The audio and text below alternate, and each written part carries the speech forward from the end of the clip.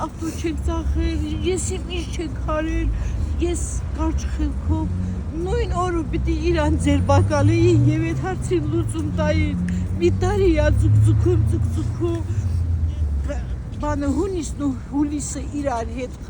շփոթելա ու դա հիմք ա դատարանում, դատարանը հետաձգելու համար ու նման Արման Նահապետյանին ազատ արձակելու համար, որ ինչ-որ հունիսն ու հուլիսը շփոթել ա իրա հետ։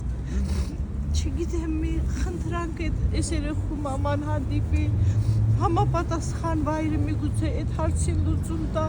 ինքը գործրել ա իրա թանկերը, իրա երկու անգամ տունակ դրել, երկու անգամ տունակ գործրել,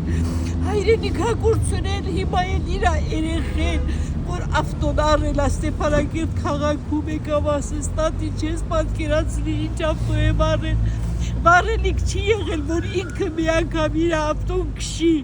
հապոստերից զանգում էր, ասում էր,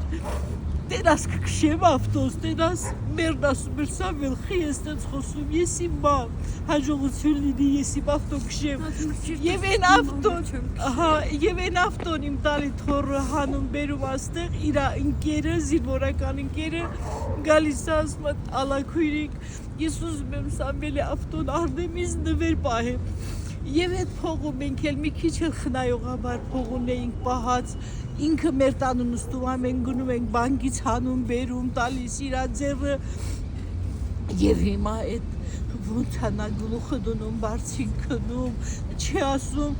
այդ նույն ավտոյից իրա տղան ա քշում, իրա տղան չի ասում, պապ, ես ինչ գումարով ես ավտոն ինձ համար առել, նա տղան իմ տղաների հետ ծառայելուց ա եղել, ինքը գիտ չի իմանում, որ դա ինչ փող ա, գոնե տղան սրբություն ունենա, ասե, պապ, չի կարելի էլի նման փողով ավտո քշելը, վերադարձելու այդ կնոջ փող